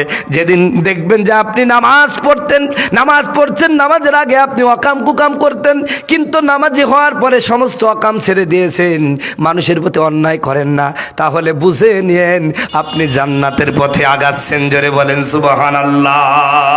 আল্লাহর নবী, মায়ার নবী গো, আপনি নবী আমার জান্নাতের সরদার। আমার বন্ধুগণ আমার ভাইয়ের আমার, এতক্ষণ পর্যন্ত নামাজিদের নিয়ে কথা বলছি বলে যারা জীবনেও নামাজ পড়ে না, এমনকি পশ্চিম দিকে সেজদা তো দেয় না, যদি হুসুট খেয়ে পেরো পড়ে যায় পূর্ব দিকে পড়ে, ওই লোকগুলো মনে মনে খুব খুশি হচ্ছে, হুজুর তো ভালোই, খালি নামাজিদেরকেই বলছে, কথা কয় না। ভাই আপনাকে আমি কি বলবো, আপনি নামাজ পড়েন না মানে আপনি তো মুসলমানই না। কথা করছে না, আল্লাহ রসুল বলছে মান তারাকা সালাতা মুতাআম্মিদান ফাকাত কাফারা, যে ব্যক্তি ইচ্ছাকৃতভাবে নামাজ ছাইড়ি দিল ও কাফের হয়ে গেল। আমার ফতোয়া ভাই, কথা করছে না, কথা করছে না। এই ফতোয়া কে দিয়েছে? আল্লাহ নবী দিয়েছে। নবী বলছেন মান, যেই নারী যেই পুরুষ, মান মানে কি, যেই নারী যেই পুরুষ তারাকা ছাইড়ি দিয়েছে সালাত নামাজকে মুতাআম্মিদান ইচ্ছাকৃতভাবে। এই ভাই আজকে আসরের নামাজ যে পড়েনি ওকে ইচ্ছাকৃতভাবে নামাজ ছাড়েনি? কথা করছে না, কথা করছে না। যেই মহিলা পড়েনি, যেই পুরুষটা পড়েনি, সাবালক সাবালিকা নারী পুরুষ, যেই আসরের নামাজটা, মাগরিবের নামাজটা, এশার নামাজটা ইচ্ছাকৃতভাবে পড়লো না, আল্লাহ বলছেন ফাকাত কাফারা, ও কাফের হয়ে গেছে। তা আপনাকে আমি কি বলবো, আপনি তো মুসলমানই না। কথা করছে না। এই কথা বললে কি রাগ করলেন ভাই? করলে করেন গা, আমার রসুল যা বলছে আমি শুধু অনুবাদক আপনাকে বলে গেলাম। একজন ব্যক্তি বলছে হুজুর আমি সব করি, আমি ভালো লোক, কাউকে ঠগাইনি কিছু না, খালি নামাজ পড়িনি, আমার ইমান আছে। আমি বলছি ভাই ইমান থাকবে কে, মানে উনি আমাকে বলছে আমার কি ইমান নষ্ট হবে? আমি বলছি ভাই ইমান তো নাই, তো নষ্ট হবে কি? কথা কাছে না কেন? আবার কিছু লোক আছে নামাজ তো পড়ে না, হুজুর আমি নামাজ না পড়লে কি আমার ইমান ঠিক আছে? এ শয়তানের হেডকোয়ার্টার এটি। কথা করছে না, কথা করছে না। যেই লোকটা বলে আমি নামাজ পড়ি না ইমান ঠিক আছে, জীবনে শয়তান দেখার ইচ্ছা আছে আপনাদের? কার কার আছে দোয়া তুলি দেখান তো, লিল্লাহি তাকবীর। শয়তান দেখার ইচ্ছা নাই? একজনেরও নাই, এই কয়েকজনের মাত্র। শয়তান দেখার ইচ্ছা কার আছে? হাত তুলেন, লিল্লাহি তাকবীর। আল্লাহ কবুল করুন। শয়তান যদি দেখতে চান তাহলে যেই লোকটা বলবে হুজুর আমি নামাজ না পড়লেও আমার ইমান ঠিক আছে, আমার মন ঠিক আছে, ওটাই শয়তান। কথা করছে না, কথা করছে না। আর একটা শয়তান আছে এই মাহফিলের সময় ভর করে। এক লোক একটা গল্প বলে, অনেক সময় ওয়াজ করছি তো আপনাদের মনে হয় কষ্ট হচ্ছে, একটা গল্প বলি শোনেন। এক লোক ও যে কাজ করে খালি লস হয়, তো ও চিন্তা করলে একটা মান্যত করি। তো মান্যত করতে করতে লোকটা আবার শয়তান খুব, বুঝছেন? মানে শয়তান বলতে শয়তান না, বলতে চালাক, মানে মানুষকে খুব হাসায় আর কি, রসিক লোক মনে করে, রসিক লোক। তো ওই লোক মান্যত করেছে আল্লাহ তুমি যদি আমার অমুক আশাটা পূর্ণ করো তো আমি শয়তানকে 100 টাকা দেবো। কারে দেবে? শয়তানকে। ঘটনাক্রমে আল্লাহ পাক তার আশা পূরণ করে দিয়েছে। কথা বুঝতে চাইছেন? এখন মান্যতের নিয়ম কি, আশা পূরণ হলে সেটা তো করতে হয়। এখন ওই 100 টাকা নিয়ে শয়তান খুঁজে বেড়াচ্ছে, কোথাও পাই নাই। একদিন মসজিদের ইমাম সাহেবকে বলছে, ইমাম সাহেব আমি যে একটা কাজ করেছিলাম, মান্যত করেছিলাম, আল্লাহ আমার অমুক আশা পূরণ করলে আমি শয়তানকে 100 টাকা দেবো। তা আল্লাহ তো আমার আশা পূরণ করছে, কিন্তু শয়তান তো খুঁজে পাচ্ছি না, কারে দেবো 100 টাকা? তখন হুজুর বলতেছেন জুমার দিনে মসজিদের গেটে দাঁড়া থাকবা, দাঁড়িয়ে জুমার নামাজ চলতেছে, জুমার নামাজ চলাকালীন অবস্থায় নামাজ না পড়ি যেই মুসলমান মসজিদের সামনে দিয়ে হাইটি চলে যাবে, টাকা 100টা তার হাতেই দিয়ে দেওয়া, ওটাই শয়তান। কথা কথা। তো বন্ধুগণ আমার, ভাইরা আমার, তো এলাকার উনি বসে আছেন, তো বসে হলো, ওর তো নামাজ পড়ার ইচ্ছা না, ওর হচ্ছে শয়তান ধরার ইচ্ছা। এইবার একামত যখন হয়েছে, ইমাম সাহেব যখন আল্লাহু আকবার বলছে, ঘটনাক্রমে ওই গ্রামের যে নেতা তিনি ওই দিকে হাইটিয়ে যাচ্ছে, বুঝছেন? ও তাই যাই 100 টাকা নেন। তখন নেতা বলছে কি রে 100 টাকা কি জন্য দিলি, নির্বাচন করবো এই জন্য নাকি? কয় না আমি একটা মান্যত করেছিলাম। কয় কি মান্যত? কয় হুজুর কইছে যে নামাজ চলাকালীন অবস্থায় জুমার নামাজ না পড়ি যেই লোকটা হাইটে যাবে সেইটি নাকি শয়তান। তা আমার মান্যত পুরা হয়ে গেছে, আপনি শয়তান, আপনাকে 100 টাকা দেয়। কথা বুঝতে পারছেন? কথা বুঝতে পারছেন? তো বন্ধুগণ আমার, ভাইরা আমার, আল্লাহ বলছে হাইয়া আলাস সালাহ, আসো নামাজের দিকে। আল্লাহ ডাকতেছেন। এই মুয়াজ্জিনের ভাষাটা কি মুয়াজ্জিনের ভাষা? এটা মুয়াজ্জিনের মাধ্যমে আল্লাহ ডাকছে আপনাকে, হাইয়া আলাস সালাহ, আসো নামাজের দিকে, হাইয়া আলাল ফালাহ, কল্যাণের দিকে। আর আপনি সেই নামাজ থইয়া মসজিদকে ওভারটেক করে, আল্লাহর কথা ওভারটেক করে আপনি মসজিদ অতিক্রম করে চলে গেলেন, মসজিদের পাশে ক্যারাম ঠোকাচ্ছেন, আপনি মসজিদ ঢুকতে পারলেন না। আরে আপনার চেয়ে শয়তান কি অন্য কেউ হতে পারে? বরং আপনার দিকে শয়তান বলে আল্লাহ আমারে সৃষ্টি করলা, এ তো সবচেয়ে বড় শয়তান। কথা না, কথা কথা। সম্মানিত বন্ধুগণ আমার, ভাইয়ের আমার, যেহেতু আলোচনা করছি নামাজ প্রসঙ্গ, অনেকে বলতে পারেন, তো যে কথা বলছিলাম যে আমাদের সমাজে কিছু মানুষ আছে খুব পণ্ডিত, নামাজ পড়ে না, আবার বিভিন্ন ফতুয়াবাজি কয় হুজুর না ইমান ঠিক আছে। এইরকম একটা ঘটনা, আরেকটা ঘটনা বলি। আমি রংপুরে ওয়াজ করতে গেছিলাম ভাই, একটা মসজিদের মাহফিল, তো এইরকম বাগান এলাকা মসজিদ, তো মসজিদের সামনে অনেকগুলো কাঁঠাল গাছ আছে। আপনারা জানেন যে মাহফিলের সময় ইমাম মুয়াজ্জিনের ব্যস্ততা খুব বেশি হয়, কথা বলুন ঠিক কিনা। তো এই মুয়াজ্জিন বেচারা নামাজ কালাম পড়ে মসজিদ আর বন্ধ করতে মনে হয়, মসজিদ খুলে চলে গেছে, কথা বুঝতে পারছেন। এখন ওই যে কাঁঠালের পাতা কিছু বাতাসে ওই মসজিদের মধ্যে ঢুকে গেছে। তো বাড়ির সামনে একজনের অনেকগুলো ছাগল আছে, ও আল্লাহ রাস্তে ফজরের পরে ছাগলগুলো সাইডে দিছে, কথা বুঝতে পারছেন। তো ছাগল ওই খাইতে খাইতে মসজিদ ঢুকে গেছে। তো মসজিদে যখন ঢুকে গিয়েছে, ছাগলের হিসু চাবাইছে। কি চাবাইছে? হিসু বুঝেন তো ভাই, মানে ছোট বাচ্চাদের হিসু করে ওই রকম পোশাক পায়খানা চাপিয়ে গেছে। ছাগল তো আর মসজিদ মাদ্রাসা চেনে না ভাই, ও মসজিদের মধ্যে পোশাক পায়খানা করে দিছে। জোহরের সময় মুয়াজ্জিন এসে দেখছে মসজিদের অবস্থা খারাপ, চিল্লাই বলছে ওই ছাগল কার এই কাজ করলে মসজিদ নাপাক করে দিল। তখন ওই লোকটা শুনতে পাইছে ঘরের মধ্যে থেকে, শালা নামাজ পড়তেও যায় নাই, আবার আমার ছাগল ছাড়া কার ছাগল যাবে। তখন ও চোখ মুছতে মুছতে যাই বলছে হুজুর হুজুর বিয়াদবি মাফ করবেন, ও তো ছাগল বুঝে না মসজিদে আসছে, আপনি আমাকে কি কোনদিন মসজিদে আসতে দেখেছেন? ছাগল বুঝে না যে মসজিদে আসে। এই জন্য আমরা যারা নামাজ পড়ি, কিছু মানুষ আছে আমাদেরকে বোকা শোকা মনে করে যে এরা কোনো কাজে লাগে না, এরা কিচ্ছু বুঝে না। আরে বুঝি কি না বুঝি মরার পরে বুঝবি, কথা বলুন ঠিক কিনা। কথা বললেই তো রাগ হয়, দোষ হয়। হুজুর একটু জোরে হাঁটলে বলবো তা দাওয়াত পাইছে, যদি আস্তে হাঁটে বলবো দেখছো ফিরি ভাই এমন খাইছে, নড়তেই পারছে না, কথা করছে না কেন। আরে কুকুর পর্যন্ত হুজুর দেখতে পাচ্ছে না জানেন। এই কিছুদিন আগে আমি এক জায়গায় ওয়াজ করতে গেলাম, আমার পিছনে এক কুকুর ঘেউ ঘেউ করে তাড়ি চলে যাচ্ছে। আমি তাড়াতাড়ি মোটরসাইকেল থামি, বলছে এই কুকুরটা কার গো। তখন এক মধ্যবয়সী এক মহিলা বেরোই বলছে হুজুর এই কুকুরটা খুব বেয়াদব, এই হুজুর মানুষ দেখলে আর দাড়িওয়ালা টুপিওয়ালা দেখলে তাড়ি চলে যায়। আমার রাগ আরো হয়ে গেছে। আমি যাই চাষি শোনেন, এই যারা দাড়ি চাষে আর দাড়ি পেশাব করে ওদের কিছু কয় না, কয় না বাপ ওদের তো কয় না। আমি বলছি কবেই তো না। তখন ওই মুরব্বী বলছে বাবা এদিকে আসো তো, এই যে তোমাদের দেখলে তাড়ে আর ওদের কিছু কয় না, ব্যাপারটা কি? আমি বলছি চাষি যারা দাড়ি চাষে আর দাড়ি পোশাক পরে কুকুর জানে তো আমার যাইতে ভাই, কথা কছে না ঠিক কিনা। মুসলমানের ছেলে দাঁড়িয়ে দাঁড়িয়ে পোশাক করে, পূর্ব পশ্চিমও মানে না, কথা কয় না। অথচ মুসলমানের জন্য পূর্ব দিকে পশ্চিম দিকে পেশাব পায়খানা করা সম্পূর্ণ হারাম, কথা বলুন ঠিক কিনা। তো তুমি মুসলমানের সাথে দাঁড়িয়ে পেশাব করো। তাই আমি বললাম চাষি যারা দাড়ি পেশাব করে কুকুর জানে আমাদের যাইতি ভাই, এজন্য ওদের কিছু বলে না। আর আমরা হুজুরা মিলে না, তো এই জন্য আমাদের দেখলে এরকম খেউ খেউ করে, কথা করছে না। মনে রাখবো হুজুর দেখতে পারো না পারো, হুজুর ছাড়া কোনো গতি, হুজুর ছাড়া তোর জানাজা, হুজুর ছাড়া তোর জানাজা কেউ পড়বে না, হুজুরে ছাড়া তোরে দাফন দিবে না, ঠিক কিনা। সারা জীবন করলি রে তুই যে হুজুরকে ঘৃণা, সেই হুজুরকে লাগতে পারে এটা ভাবলি না। ও তোর মা বাপ যাবে যখন এই দুনিয়া ছেড়ে, তখন কিছু আসতে হবে টুপিওয়ালার কাছে, কথা বলুন ঠিক কিনা। সম্মানিত বন্ধুগণ আমার ভাইয়েরা আমার, অনেকক্ষণ আলোচনা করলাম, জানি না আমার কথাগুলো আপনারা রিসিভ করছেন কিনা। ও ভাই, নামাজের মাধ্যমে চরিত্রের পরিবর্তন আনতে হবে। আর এই নামাজ কোনো অজুহাতেই বাদ দেওয়া যাবে না। বলছিলাম না নামাজের ব্যাপারে কোনো অজুহাত চলবে না। নামাজে নিয়ে কইলে কথা দেখায় কত অজুহাত, হাত ব্যথা পায়ে ব্যথা আরো নাকি গিরাই বাট, রুকু সাজদা করতে গেলে মাথায় লাগে ওরা কিসের মুসলমান, ওরা কিসের মুসলমান। বন্ধুগণ আমার ভাইরা আমার, আপনারা বলতে পারেন হুজুর খুব গরিব মানুষ, নামাজ পড়বো কেমনে? আমার মতন গরিব কেউ নাই। সারাদিন পরের জমিনে কাজ করি, বারবার নামাজ পড়তে আসলে কাজে নিবে না। ও আমার মুসলমান ভাই, আপনি যতই গরিব হন না কেন, আমার বাংলাদেশে এমন লোক খুঁজে পাওয়া যাবে না যারা 3 বেলা খাবার পায় না। আছে নাকি?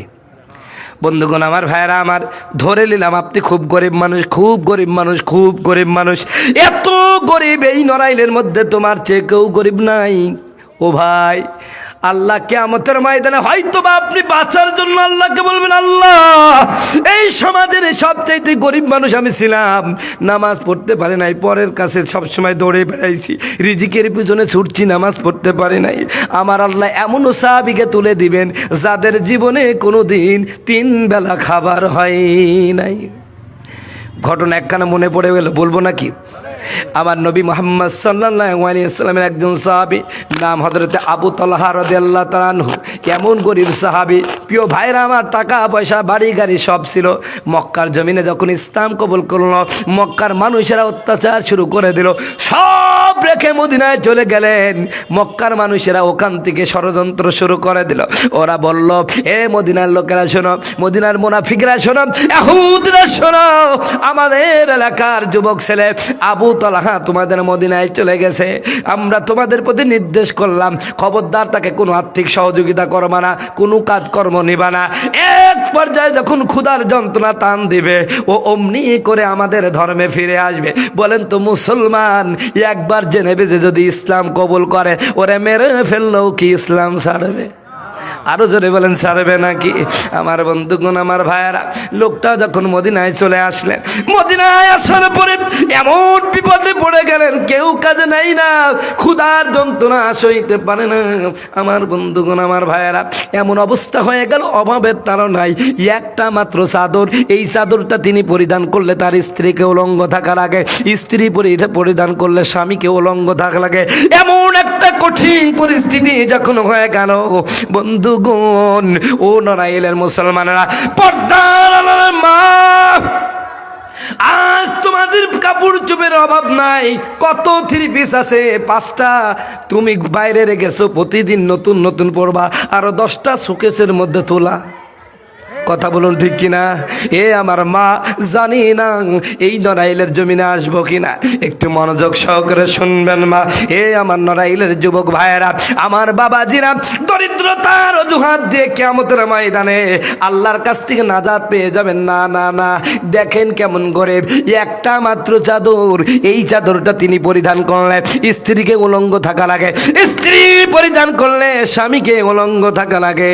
এমন কঠিন পরিস্থিতি যখন শুরু হয়ে গেল, আমার বন্ধুগণ, আমার ভাইয়েরা, একদিনের ঘটনা, গভীর রজনী, স্বামী স্ত্রী ঘুমানো আছে, হঠাৎ করে হযরত বিলাল আযান দিয়া দিলেন, আসসালাতু খায়রুম মিনান নাওম। আমার ভাইয়েরা, আজানের এই ধ্বনি কানে শোনার সাথে সাথে হযরত তালহা ঘুম ভেঙে গেল। হযরত তালহা ঘুম থেকে উঠে দেখে একটা মাত্র চাদর স্ত্রী পরে আছে, পরে ঘুমায় আছে। প্রিয় ভাইয়েরা আমার, এবার হযরত তালহা ডাক দা বলল, প্রাণের স্ত্রী, ও যে বিলাল আযান দিয়ে দিয়েছে, এখনই একামত হয়ে যাবে, আমার নবী নামাজের মুসল্লায় দাঁড়ায় যাবে, দাও না তোমার পরনের চাদরটা খুলে দাও না। আমাদের স্ত্রীরা এইরকম অবস্থা যদি আমাদের হয়, কারো বউ থাকবে ভাই? আরে আমার বই তো থাকবে না, তো আপনার বউ থাকে কেমনে? কথা কয় না কেন? এইরকম অভাব হলে বলবে যে, মেনসি তুই আর তোর নি থাক, আমি চললুম। কথা কছে না, কথা কছে না। আহা, আজ আমাদের স্ত্রীদের পোশাক আশাকের অভাব নাই, শুধু একটা জিনিসের অভাব, আমাদের বউরা নামাজ পড়ে না। কথা বলুন ঠিক কিনা? সম্মানিত বন্ধুগণ, আমার ভাইয়ের, আমার, হে আমার পর্দার আড়ালে মা বোনেরা, খুব ভালো করে শুনেন। স্ত্রী কেমন দেখেন, স্ত্রীও নবীজির সাহাবী, জোরে বলেন সুবহানাল্লাহ। স্বামীকে ডাক দেয়া বলেন, প্রাণের স্বামী, চিন্তা করবেন না, এখনই আমি উঠতেছি। হযরত তালহা শীতের মৌসুমে, আমার বন্ধুগণ, আমার ভাইয়েরা, ওযু করার জন্য রওনা হয়ে গেছে। কেমন স্বামী, কেমন স্ত্রী দেখেন। এবার স্বামী ডাক দেয়া বলে, প্রাণের স্বামী, আপনি এই অবস্থায় বাইরে ওযু করতে গেলে ইজ্জতের বিষয় আছে, আপনি এখানে বসে থাকেন, আপনার জন্য আমি পানির ব্যবস্থা করে দিচ্ছি। জোরে বলেন সুবহানাল্লাহ। আমাদের বউরা করে ভাই, খুব কম।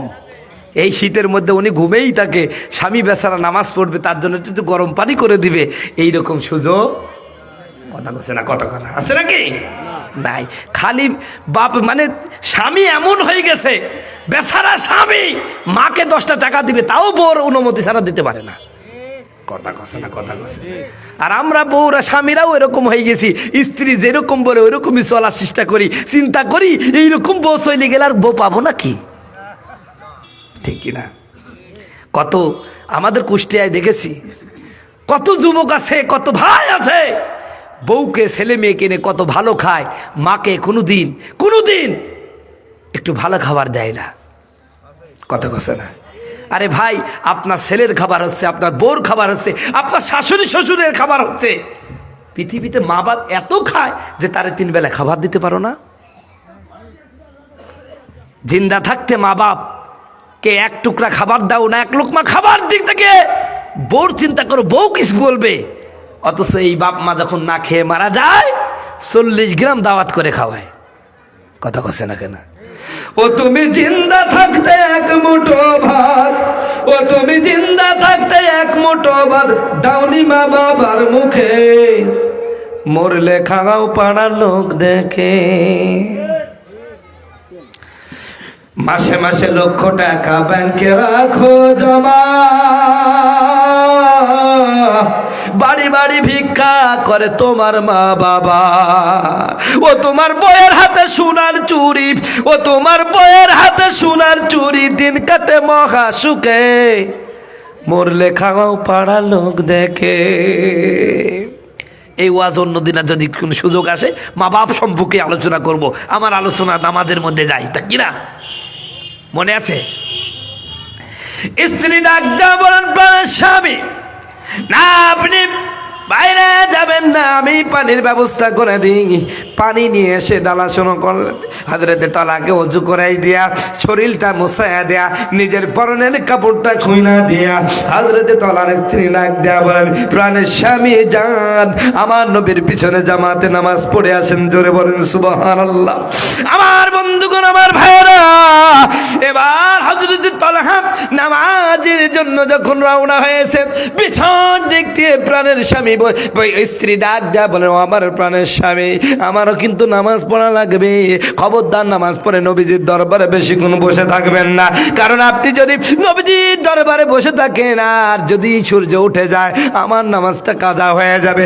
একটা মাত্র নামাজ পড়ার জন্য চাদর, একটা মাত্র 17 টাকার মতন চাদর, আপনি নামাজ পড়ে তাড়াতাড়ি বাড়িতে চলে আসবেন, ওই কাপড় পরে আমি ফজরের নামাজ পড়বো। বলেন সুবহানাল্লাহ। সম্মানিত বন্ধুগণ, আমার ভাইরা, আমার হযরতে তালহা মাথা নাড়িয়ে বলে, স্ত্রী চিন্তা করো না, আমি দ্রুত সময়ের মধ্যে ফিরে আসব। আমার বন্ধুগণ, আমার ভাইরা, সকলের পিছনের কাতারে হযরতে তালহা নামাজে দাঁড়ায় গেল। রাসূল নামাজ পড়াইয়া সালাম ফিরাইয়া দিলেন। 1 মুহূর্ত দেরি না করে দ্রুত বাড়ির দিকে রওনা হয়ে গেল।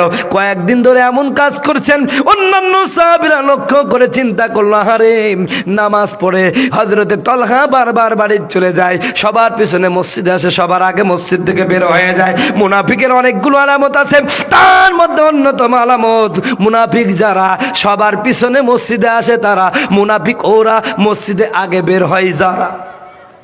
কথা বলেন, কথা বলেন। আরে ওরা নামাজ মিস করে নাই, খালি মসজিদে পিছনে যায়, আগে আসছে, তাই সাহাবী তাদেরকে মুনাফিক বলছে, অন্যান্য সাহাবীরা। আর আমরা যে বুটে কালে নামাজ পড়ি না, আমাদের কি কইতো? কথা কছে না, কথা কছে, আমাদের কি মুসলমান বলতো? ভাই সম্মানিত বন্ধুগণ, আমার ভাইরা, আমার একান দোকান হতে হতে আমার নবীর কর্ণ কহুনে কথাগুলো পোষায় গেল। একদিন নামাজ পড়ে আমার নবীজি ডাক দেয়া বলেন, আমার সাহাবীরা শোনো রে, শোনো রে, খবরদার আমার তালহার ব্যাপারে ব্যাড কমেন্ট করবা না, খারাপ কমেন্ট করবা না। আমার সাহাবীরা শুনে নাও, শুনে নাও, আমার তালহা কিন্তু সাধারণ খাওয়াবে না। আমার সাহাবী, আমার তালহা বদরিন সাহাবী, এই বদর যুদ্ধে যেই সাহাবীরা অংশগ্রহণ করেছে ওদের ব্যাপারে আমার আল্লাহ ফতোয়া দিয়েছেন। আল্লাহ বলেছেন, রাদিয়াল্লাহু আনহুম ওয়া রাদওয়ান, আল্লাহ ওদের প্রতি রাজি, ওরাও আমার আল্লাহর প্রতি রাজি। জোরে জোরে বলা যাবে কিনা সুবহানাল্লাহ? আল্লাহ রাজি হয়ে গেছে। খবরদার আমার তলাকে মুনাফিক বলবা না। আগামীকাল আমার তলা আসলে আমার সালামখানা পৌঁছায় দেবা। পরের দিন আবার ওই এক অবস্থা, ফজরের নামাজ পড়ে রওনা দিয়ে হয়েছেন, হঠাৎ করে পিছন দিক থেকে এক সাহাবী তার জামা টেনে ধরে দিলেন, বলল, না যেতে দাও, আমার স্ত্রী নামাজের জন্য অপেক্ষা করছে। না, আমার রসুল সালাম দিয়েছেন। রসুল যেই সালাম দিয়েছেন আর সাহাবী এক পা গায় না, কারণ রসুল সাল্লাল্লাহু আলাইহি সাল্লামের নির্দেশ, নিষেধ পালন করা যেমন আল্লাহ তাআলা, আল্লাহ রসুলের নির্দেশ পালন করা যেমন ফরজ, নিষেধ পালন করাও ফরজ। দাঁড়ায় গেছেন। মসজিদের এক কোণে ছোট্ট বাচ্চার মতন খুব ভদ্রভাবে বসা আমার নবী নামাজের পরে সমস্ত দোয়া দুরুদ পাঠ করার পরে সমস্ত সাহাবীকে বললেন, তোমরা সব চলে যাও, আমার আবু বকর, ওমর, ওসমান, আলী ছাড়া কেউ থাকবে না। সবাইকে বের করে দেয়া আমার নবী হযরত তালহার কাছে গিয়ে বললেন, তালহা, শুনলাম তুমি নামাজে সবার পিছনে আসো, সবার আগে মসজিদ থেকে বের হয়ে যাও, আমার কথায় কি কষ্ট পেয়েছো? আমার কাছে থাকতে কি তোমার ভালো লাগে না? হযরতে আবু তালহা বসা আছেন। নবীজির এমন কথা শুনে আমার হযরতে তালহা দু চোখের পানি ছেড়ে দিয়ে কাঁদেন, ইয়া রাসূলুল্লাহ, কেমনে আমি আপনার প্রতি বেজার হব? কেন বেজার হব? আমি আমার মক্কার সুন্দর জীবন শেষ করে দিয়ে আপনার কাছে বসে আছি। হুজুর, আপনাকে মহব্বত না করলে, আপনাকে ভালো না লাগলে কেন আমি সুন্দর জীবন ছেড়ে আসলাম? ধরে বলেন সুবহান। নবীজি বলছেন, তাহলে যে তুমি আমার কাছে বসো না? তারা বলে না, তার জীবনে তার অন্তরের মধ্যে প্রচুর অভাব বিরাজ করতেছেন, পরিবারে অভাব বিরাজ করছেন, একটা ভালো কাপড় তার বউকে কিনে দেবে সেটাও পারছেন না। রসুলকে বলেন না, চুপ করে আছেন। কও। তখন বলছি, ইয়া রাসূলুল্লাহ, আসল কথা হচ্ছে হুজুর, আমি যে আপনার কাছে বসে থাকবো, আপনার কাছে আসবো, আমার তো তেমন পোশাক নাই। বলো কি হয়েছে? ডাক দেয়া বলেন, ইয়া রাসূলুল্লাহ, ইয়া হাবিবাল্লাহ, কেমনে আপনার কাছে আসবো? শুনেন নবী, আমার প্রতি নামাজ যেমন ফরজ, আমার স্ত্রীর প্রতি অত নামাজ ফরজ। হুজুর গো, এই যে আমার পরনে যে কাপড়টা দেখছে, এই কাপড় ছাড়া দ্বিতীয় কোনো কাপড় নাই। আমার নবী এই কাপড়টা বিলাল যখন আযান দেয় আমার স্ত্রীর পরন থেকে খুলে নিয়ে আসে। হুজুর গো, এই কাপড়টা আমার স্ত্রীর পরন থেকে খুলে নিয়ে আসি, খুলে নিয়ে আসার পরেই আমি নামাজ পড়ে যাই। আপনি যখন সালাম ফিরায় দেন আমি দ্রুত বাড়িতে দৌড়ে চলে যাই। এই জন্য যাই, ইয়া রাসূলুল্লাহ, আমি আমার এই কাপড়টা যখন খুলে দিই আমার স্ত্রী কাপড়টা পরে নামাজ পড়ে। হুজুর, এত দরিদ্রতার কষাঘাতে নির্যাতিত, এমন দরিদ্রতার সর্বসীমায় পৌঁছায় গেছে হুজুর, তারপরেও আমি কোনোদিন নামাজ ত্যাগ করিনি। ও নড়াইলের মুসলমানেরা, ও পর্দার মা বোনেরা, এবার আপনাদের কাছে প্রশ্ন করি, কিয়ামতের ময়দানে আল্লাহ তো সর্বপ্রথম নামাজের হিসাবে নেবে। যদি বলে নড়াইলের ওই সলিমউদ্দিন, শোন, নামাজ কেন পড়িস নাই? আপনি হয়তো আল্লাহকে বলবেন, আল্লাহ এমন অভাব দিয়েছো, অভাবের তাড়নায় মসজিদে যেতে পারি নাই, নামাজ পড়ার সময় পাই নাই। হয়তো বা আপনার এলাকার খাদিজা আয়েশাকে বলতে পারে, আয়েশা নামাজ পড়ো নাই কেন? আপনার নড়াইলের আয়েশা বোন আপনি হয়তো আল্লাহকে বলতে পারেন, আল্লাহ এমন দরিদ্রতার কষাঘাতে নির্যাতিত, নামাজ পড়ার মতো সুযোগ হয় নাই। কিয়ামতের ময়দানে আপনার বিরুদ্ধে যদি হযরতে তালহা এবং তার স্ত্রীকে দাঁড় করায় দেন, কোন যুক্তি টিকবে? একটু বিবেকের কাছে প্রশ্ন করেন, কেমনে বাঁচবেন? সেদিন বাঁচার কোনো উপায় নাই। এর জন্য নামাজ আপনাকে পড়তেই হবে। আমি বারবার বলি, কেন নামাজ পড়বেন না?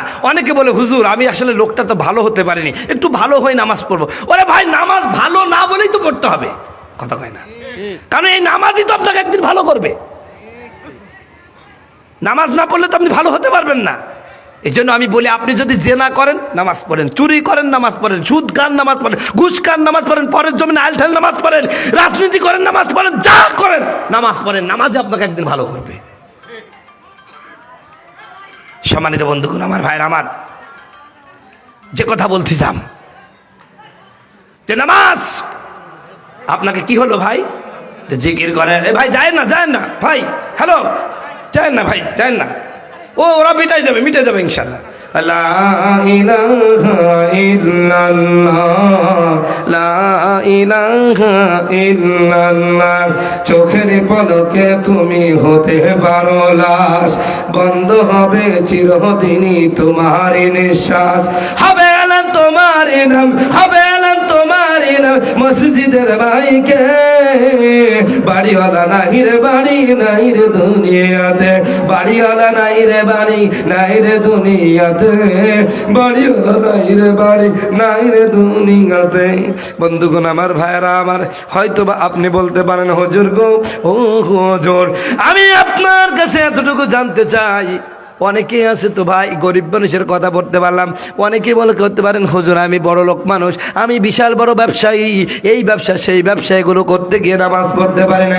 হুজুর কিয়ামতের ময়দানে আল্লাহকে হয়তো বলতে পারেন আল্লাহ আমি বিশাল বড় লোক মানুষ ছিলাম, অনেক বড় ব্যবসা ছিল, এগুলো কন্ট্রোল করতে গিয়ে সময় পাই নাই, তাই নামাজ পড়ে নাই। আমার আল্লাহ সেদিন আপনার বিরুদ্ধে হযরতে উসমানকে দাঁড় করাই দিবে রে মুসলমান। হযরতে উসমানের মতন ধনী তুমি হও নাই। আমার ভাইয়েরা আজ থেকে 1400 বছর আগে হযরতে উসমানের বাৎসরিক ইনকাম ছিল 6 লক্ষ দিরহাম। আপনি চিন্তা করেন কি পরিমাণ টাকার মালিক ছিল। অথচ হযরতে উসমান কেমন নামাজ পড়তেন, কেমন নামাজ পড়তেন তার জীবনীতে পড়া হয়। হযরতে উসমানের কিন্তু একাধিক স্ত্রী ছিল। তার ছোট স্ত্রী একদিন ডাক দেয়া বলেন, ও পৃথিবীর মানুষেরা তোমরা উসমানকে চিনো না, হযরতে উসমানকে চিনো না। হযরতে উসমান এমন একজন ব্যক্তি ছিল রে, এশার নামাজের পরে লোকজন যখন মসজিদ থেকে বের হয়ে যেত, হযরতে উসমান এত বড় ব্যবসায়ী, এত বড় বিশাল আন্তর্জাতিক মানের একজন ব্যবসায়ী মানুষ, ব্যস্ত মানুষ, হযরতে উসমান এশার নামাজের পরে নামাজে কোরআন তেলাওয়াত শুরু করে দিত। এত বড় নামাজ পড়তো, এত লম্বা নামাজ পড়তো, কিতাবের মধ্যে লেখা হয় হযরতে উসমান 2 রাকাত নামাজ পড়তে পড়তে ফজরের আজান হয়ে যাইত।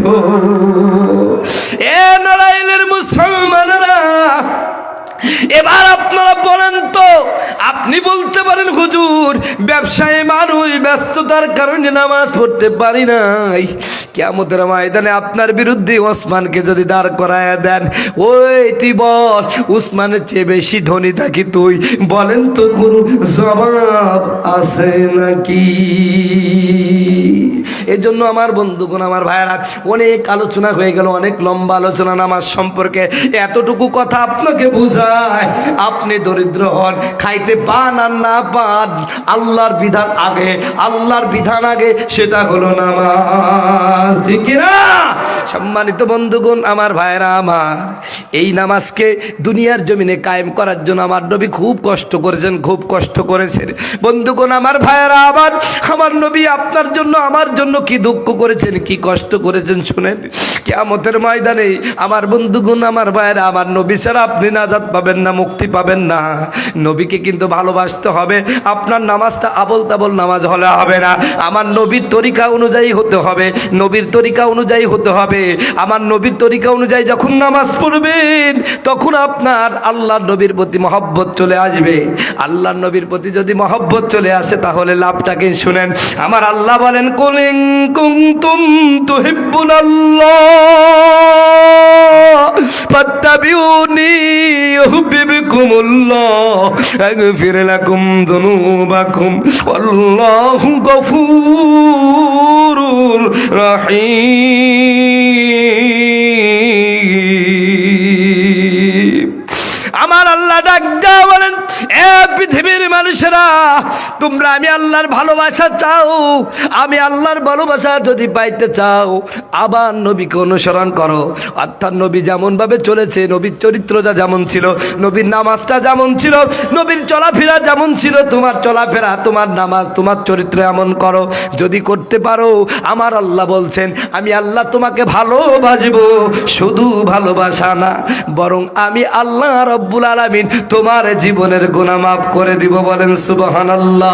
একজন নবী আসিল গো সোনার মদিনায়, ওরে যাহার প্রেমে মজনু হলো, যাহার প্রেমে মজনু হলো খুদেরা বাহানায়, একজন নবী আসিল গো সোনার মদিনায়। সম্মানিত বন্ধুগণ, আমার ভাইয়েরা, আবার নবীকে সাহাবায়ে কেরাম কেমন ভালোবেসেছেন একটু ভালো করে শুনেন ভাই। আমার নবী মুহাম্মদ সাল্লাল্লাহু আলাইহি সাল্লাম একবার একজন সাহাবী নাম হযরতে খুবাইব রাদিয়াল্লাহু তাআলা আনহু, হযরতে খুবাইবকে একটা যুদ্ধে প্রেরণ করে দিলেন। ঘটনাক্রমে ওই কাফেররা তাদেরকে পাকড়াও করে ফেললো, সবাইকে মেরে ফেললো। এক পর্যায়ে খুবাইবকে জেলের মধ্যে বন্দী করে হলো, ও খুবাইব ইসলাম ছাড়ো, না হলে তোমাকে মেরে ফেলবো। খুবাইব বলল, মেরে ফেলো, আমি আমার নবীর প্রতি মহব্বত ভালোবাসা ছাড়বো না। সম্মানিত বন্ধুগণ, আমার ভাইয়েরা আমার, এক পর্যায়ে জেলখানায় বন্দী করে দিয়ে মুসলমানের ঈমান নষ্ট করার জন্য কি করলো দেখেন, হযরত খুবাইবের সামনে শুকরের গোস্ত আর মদ রাখা হলো, যেটা ইসলাম ধর্মে দুটোই হারাম, দুটোই হারাম। কিন্তু কেউ যদি বাধ্য হয় ক্ষুধার তাড়নায় জীবন বাঁচানোর তাগিদে হারাম খাবার সাময়িকের জন্য ইসলামে জায়েজ হয়ে যায়, কিন্তু সব জায়েজ কাজ করা যায় না। ও ভাই, কারো যদি মাজায় সমস্যা থাকে, কিসের মাজায় সমস্যা থাকে, এমন মাজা যে বসতেই পারছে না, এখন আপনার প্রসাব চাপিছে, ওই মুহূর্তে কিন্তু দাঁড়িয়ে প্রসাব করা জায়েজ, কারণ আপনি মাজুর। আচ্ছা বলেন, একজন সাধারণ মানুষ ওটা পারবে, আমি হুজুর পারবো? কথা কইছে না। জায়েজ হলে পারবো, কেন পারবো না? কারণ আমি যদি যতই জায়েজ হোক, আমার দ্বারা এটা করা সম্ভব হবে না, এজন্যই হবে না, বলবে হুজুর দাড়ি প্রসাব করছে। কথা কয় না, কথা কয় না। তো সাহাবাই কারাম ওইখানে জায়েজ আছে, কিন্তু সাহাবি যদি মদ ক্ষুধার যন্ত্রণায় বা জীবন বাঁচানোর তাগিদে মদ আর শুকরের গোস্ত খায়, ও কাফেরা তো হাসবে, কারণ আল্লাহর নবীর সাহাবিকে তারা পরীক্ষা করতে যাচ্ছে। তো যারা বন্দি করলো ওই কাফেরা বলল, খুবাইব দেখবো তোমার নবীর প্রতি তোমার টান কতটুক, আল্লাহর প্রতি ভালোবাসা কতটুক আমরা দেখিয়ে নেব। এই যে জেলখানা বন্ধ করলাম আর খাবার দিলাম মদ আর শুকর, কয়দিন না খাই থাকেই দেখবো। জোরে বলেন নাউজুবিল্লাহ। সম্মানিত ভাইরা আমার, হযরতে খুবাইব ক্ষুধার যন্ত্রণা, একদিন দুদিন তিন দিন আল্লাহকে বলছে, আল্লাহ আমি জানি তুমি জায়েজ করে দিয়েছো সূরা মায়েদায়, জীবন বাঁচার তাগিদে এই শুকরের গোস্ত আমার জন্য এখন বৈধ, কিন্তু আমি যদি খাই তোমার ইসলাম ছোট হয়ে যাবে। ও আল্লাহ, ইব্রাহিম আলাইহিস সালামকে আগুনের মধ্যে 40 দিন জান্নাতের খাবার খাওয়াইছো, আমি তোমার নবী ইব্রাহিম না, কিন্তু তোমার নবীর তো উম্মাত। জোরে বলেন সুবহানাল্লাহ। ও আল্লাহ, তোমার হাবিবকে না তুমি ভালোবাসো, তো তোমার হাবিবের ভালোবাসার কারণে আজকে তুমি তোমার হাবিবের ইজ্জত রক্ষা করো। জোরে বলেন সুবহানাল্লাহ। আল্লাহ তুমি কি পারবা না আমাকে জান্নাতি খাবার খাওয়াইতে? জোরে বলেন সুবহানাল্লাহ। 3 দিন চলে গেল। 3 দিন পরে হযরতে খুবাইব ক্ষুধার যন্ত্রণার চোটে এক পর্যায়ে আমার ভাইরা বেহুশ হয়ে যাওয়ার অবস্থা, তিনি ঘুমিয়ে পড়লেন।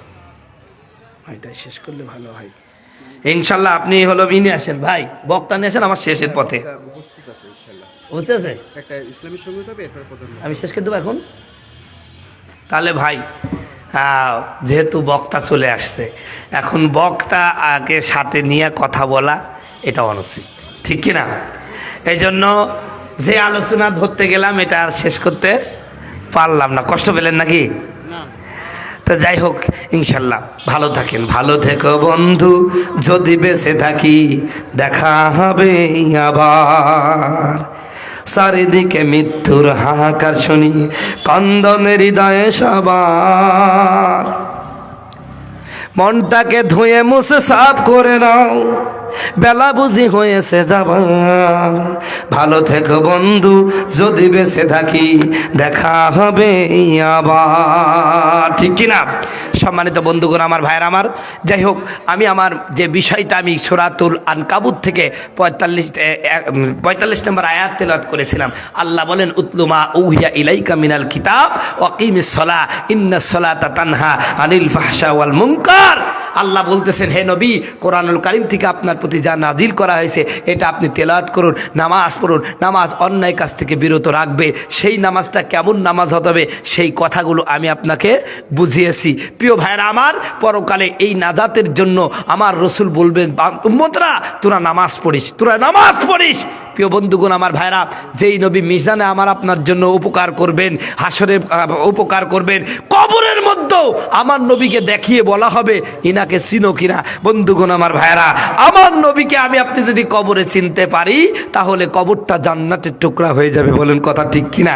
এত কথার দ্বারা এই কথাই বোঝা গেল আমার নবী মুহাম্মদ সাল্লাল্লাহু আলাইহি ওয়াসাল্লাম আমাদের কলিজার টুকরা। সেই নবীকে নিয়ে বাংলাদেশে যত সিনেমিনি হয়, যত অপমানকর কথা হয়, পৃথিবীর আর কোনো জমিনে হয়? কথা বলো, হয়? অতএব বন্ধুগণ, আমার ভাইরা আমার, আমি গত আওয়ামী লীগের আমলেও একটা কথা বলেছি, আজকে আগামীতে বিএনপি ক্ষমতায় আসুক আর জামাত ক্ষমতায় আসুক, যারাই ক্ষমতা আসবে তাদের কাছে আমার একটাই দাবি, এই পৃথিবীতে সমস্ত মুসলমানের নবীর নাম কি? জোরে বলেন। আচ্ছা বলেন, আমার নবীর মর্যাদা আমাদের নেতা নেত্রীর চেয়ে কম না বেশি? কতটুকু বেশি? বহু বেশি, তাই না?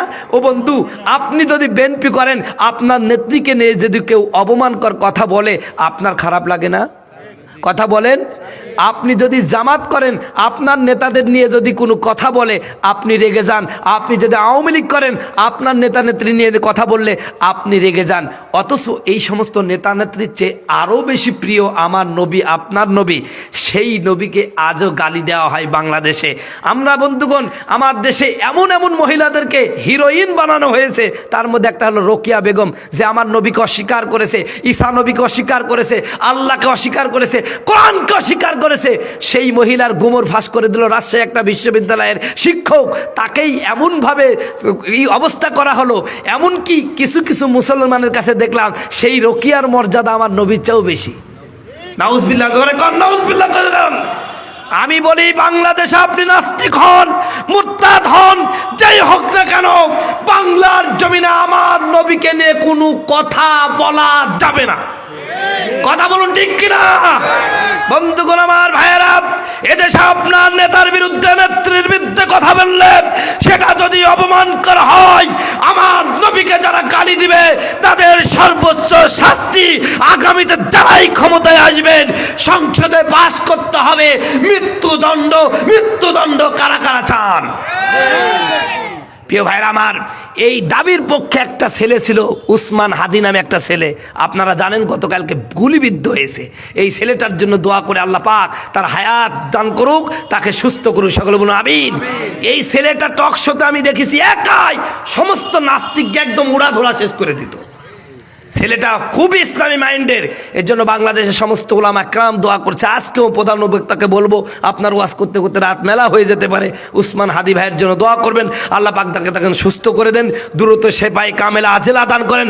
আমার হাদি ভাই ইসলামের জন্য যে কথাগুলো বলেন, যা সব জায়গায় দ্রুত ছড়িয়ে পড়েন, এবং যাকে দেখলে শাহবাগীরা থর থর করে কাঁপে। কথা বলুন ঠিক কিনা? নাস্তিকরা চিন্তা করেছে, শাহবাগী রাম বামরা চিন্তা করেছে, হাদির মতো লোকেরা বেঁচে থাকলে এই দেশে নাস্তিকবাদকে প্রাতিষ্ঠানিক রূপ দেওয়া যাবে না। এজন্য কায়দা করে হাদির উপরে হামলা করা হয়েছে। কথা বলুন ঠিক কিনা? আমরা এর তীব্র নিন্দা জানাচ্ছি।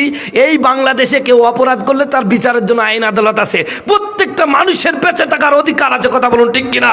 আগামীতে আমরা চাইবো যারাই ক্ষমতা আসবেন, প্রতিটা নাগরিকের বেঁচে থাকার অধিকারটুকু আপনার প্রতিষ্ঠিত করবেন।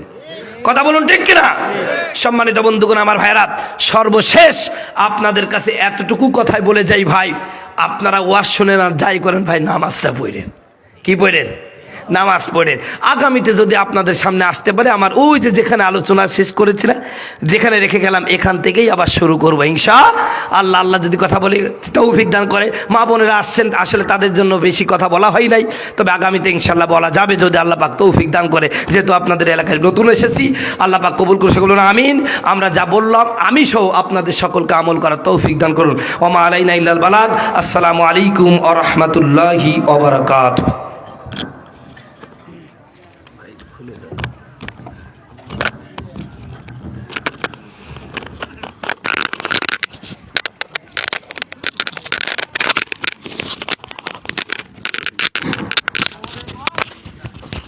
আলহামদুলিল্লাহ।